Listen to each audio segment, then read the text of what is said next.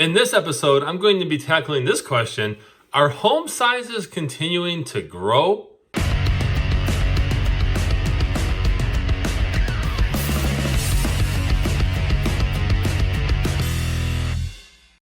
Welcome everyone to this episode of the Ask Jason Gelios Show. I'm Jason Gelios, Michigan Realtor, and I appreciate you tuning into this episode where I'm going to be tackling this question that I was recently asked about whether or not home sizes are continuing to grow.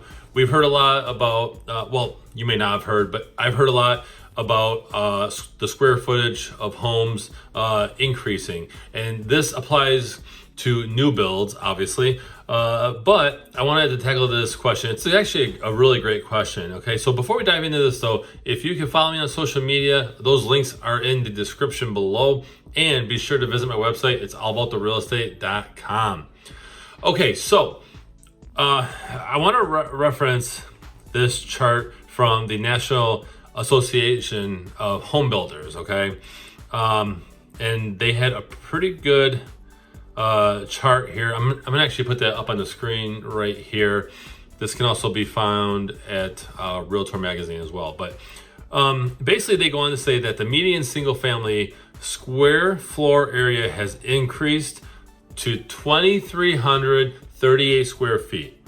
That's pretty interesting. So the average square footage of a new single family home rose to about 2,561 in the fourth quarter of 2021. So it actually went up, okay? So the median square footage of a starter home went up. And then, the average square footage went up again in the fourth quarter of 2021. So the average size of a new single family home is 6.3% bigger than the lows set during the Great Recession, okay? That's fairly interesting. Now they go on to say that the median house size is about 10% higher overall.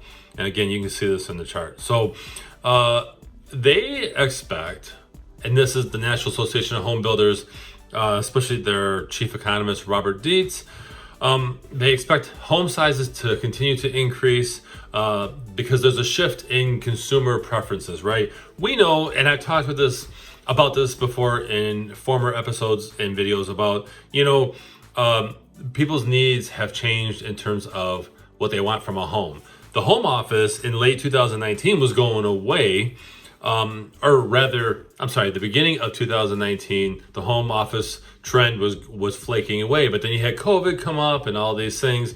And, basically now the home office or a dedicated work area is hot. It's come back because the environment, right? The world has more people working from home. And so therefore that demand came back. And so it kind of doesn't surprise me that the average square footage of a starter home, especially on the new build side, because they tend to cater towards the most recent needs of home buyers. Doesn't surprise me that these homes are getting bigger with more square footage. Okay, you gotta have areas for kids who are doing homework after school, or those who are still virtually. There are still some students that are doing virtual school at home. Okay, so they gotta accommodate for that. So again, this is all geared towards, new build homes, right? New construction homes. But it really gives you an idea. And so my side thought is, if you have an older home, a used home where you can actually add on square footage, that would be huge, provided that it still looks nice.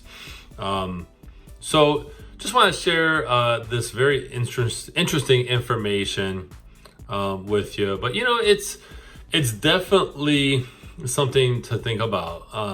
And again, if you can actually convert certain areas of an existing home, and this is kind of a side note, okay, a little bit of a rant here, but if you can convert some space in your room to a dedicated student area or a home office area.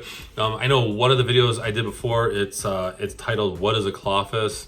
I'll actually link that in the description as well, but that's a closet/office.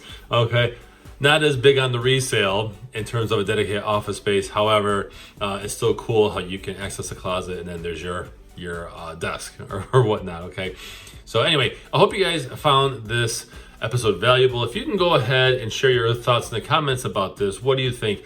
Do you utilize a home office? Do you feel that it's a good idea for home sizes to continue to grow? Or do you think that it is pushing affordability out of the market? And in other words, your starter homes are pretty much going away, right? Do you feel that way?